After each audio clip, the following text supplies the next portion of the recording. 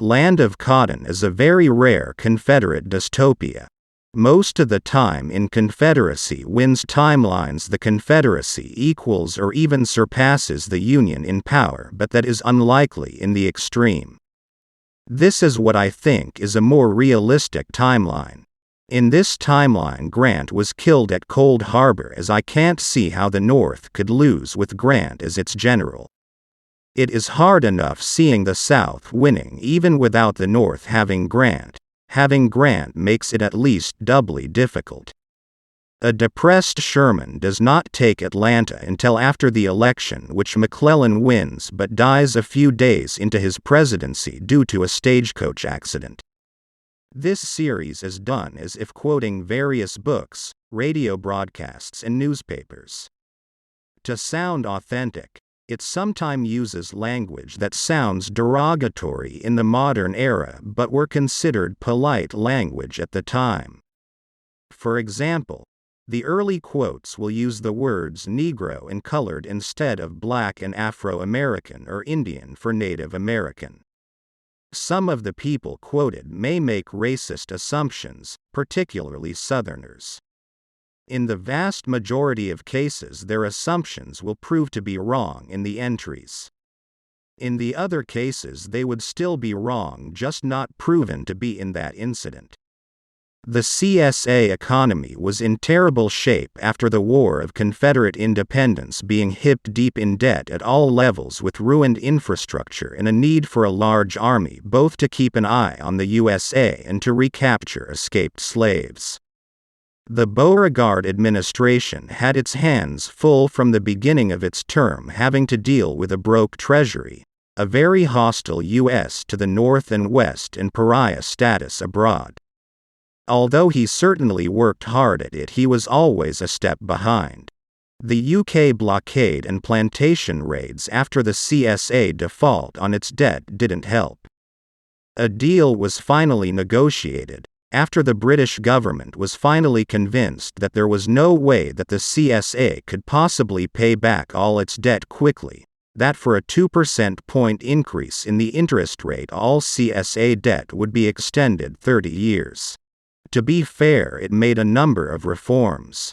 The price controls on rail shipping, various food items and salt were slowly lifted. This didn't save the railroads from bankruptcy, but at least it made the new railroads worth something when they bought the tracks. He also pushed through an amendment to allow direct taxation so that the CSA could have some revenue, as virtually all its tariff revenue was being used to pay back the loans. A History of the Confederacy, John C. Washburn, University of Virginia Press, 1994. My biggest difficulty with dealing with the CSA is pretending their ambassador was anything more than a puppet of Washington, or perhaps more accurately, Wall Street. With almost everything of real importance owned by U.S. corporations and the Confederacy lasting only as long as Washington would allow it, the real power was in New York. Banks, refineries, textile mills, cigar and cigarette factories, coal mines, iron mines, and steel mills all had Southern names, but had the vast majority of its stock owned by people living in New York, Chicago, Philadelphia, and Boston, etc.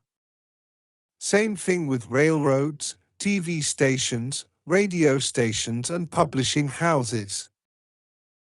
Its armed forces were a joke compared to the U.S. Army. The U.S. Army had more battle wagons than they had armored cars and were 30 years newer to boot. Their planes were newer, faster, more agile, and better armed. The logistical systems were such that the U.S. could return artillery fire with the CS Army at least tenfold.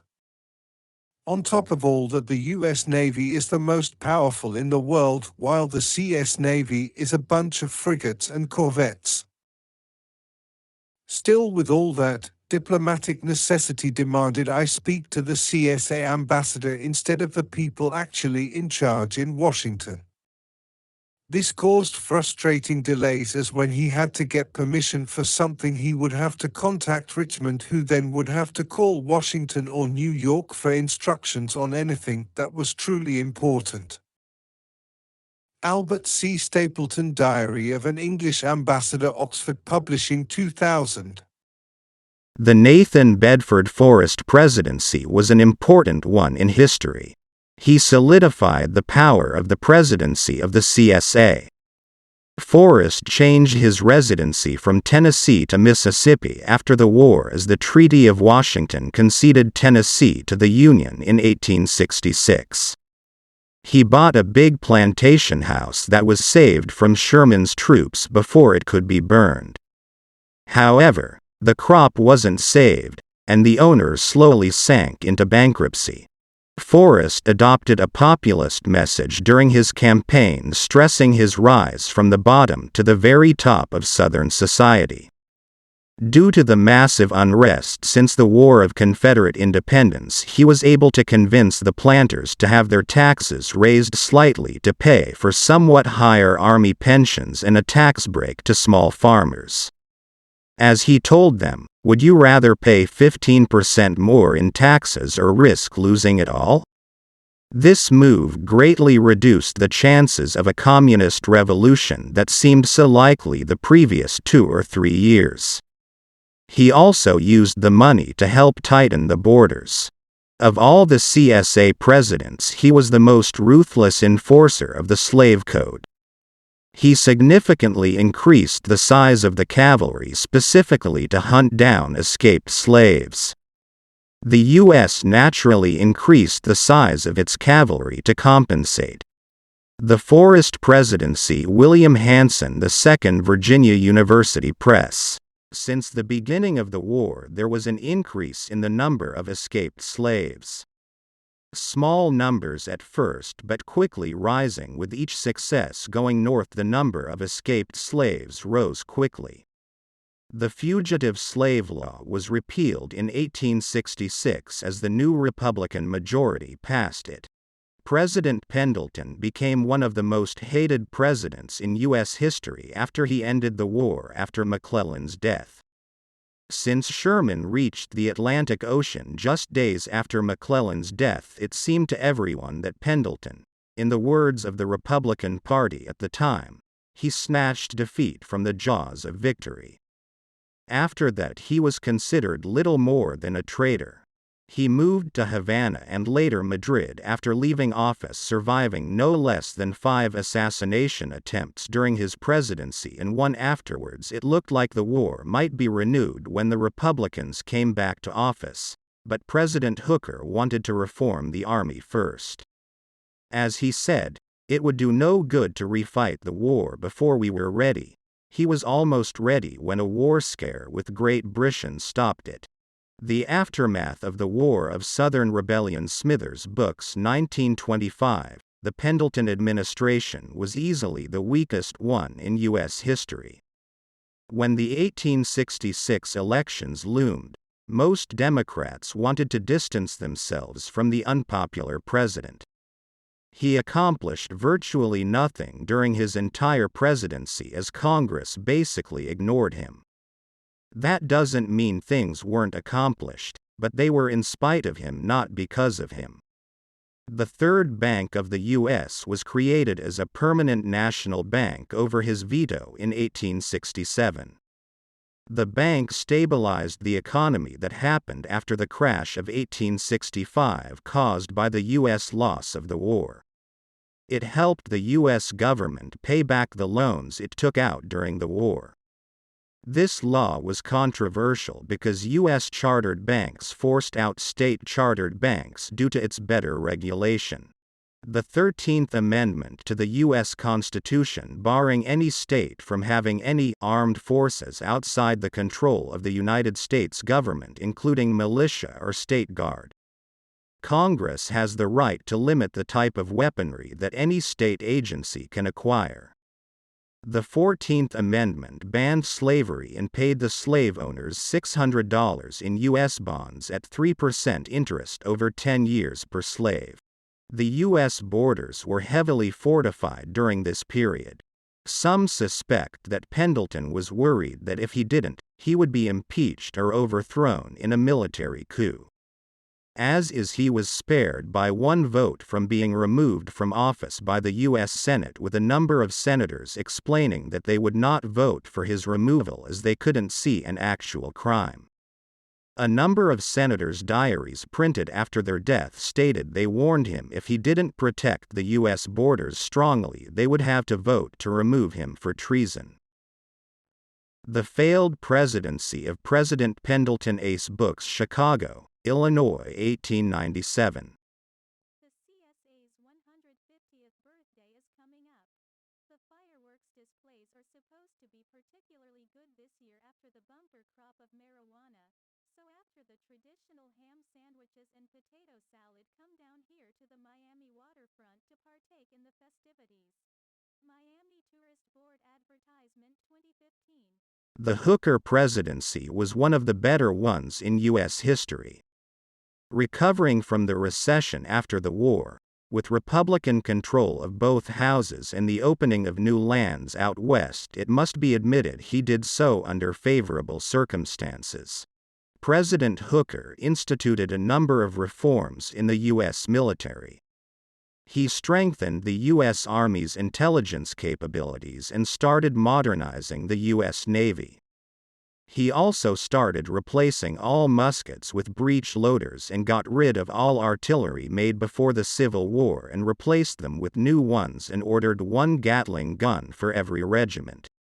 He also made sure that the U.S. cavalry was trained properly and used its horses mainly for moving men quickly and then dismounting. Scouting was also considered important for cavalry, so the men were trained to be observant. The naval upgrade surprised people, but he was convinced the rushed nature of building a navy necessitated by the War of Confederate Independence meant a lot of the ships were poorly built and obsolete, and the Navy would have a role in the future of American wars. He scrapped a large number of old Navy vessels, which upset their captains, and built a more modern ones, most being ironclads and seaworthy. This alarmed the British, which turned a minor incident in Canada where the U.S. cavalry crossed the Canadian border 20 miles in pursuit of a Comanche warband, to lead to a major diplomatic dispute. President Hooker called up 60,000 U.S. troops, mainly Irishmen from New York, and put them on the Canadian border. Alarmed, the British sent 30,000 troops to Canada. Hooker then sent 30,000 more, at which point the British decided to go for a diplomatic solution.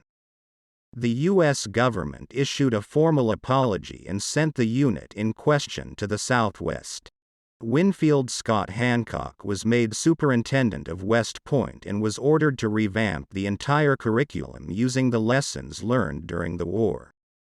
He asked General Sherman to write the books on logistics, General Sheridan to do so for cavalry, General Thomas on infantry, and General Meade on artillery.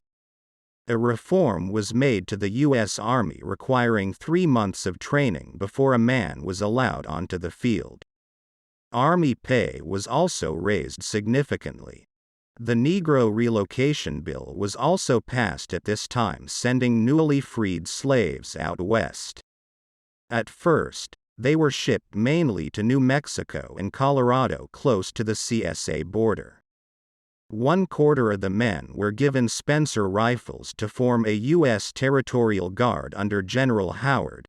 On the domestic front, the U.S. Telegraph Act passed, which paid for hooking up all U.S. cities and towns with populations of over 10,000 with telegraph. The Union Veterans Act boosted pensions for U.S. veterans, established a number of hospitals for their care, gave them preferences for U.S. government jobs, and encouraged the various states to do the same. The Hooker Presidency. Albert T. Jenkins Wallard Publishing, New York, 1903.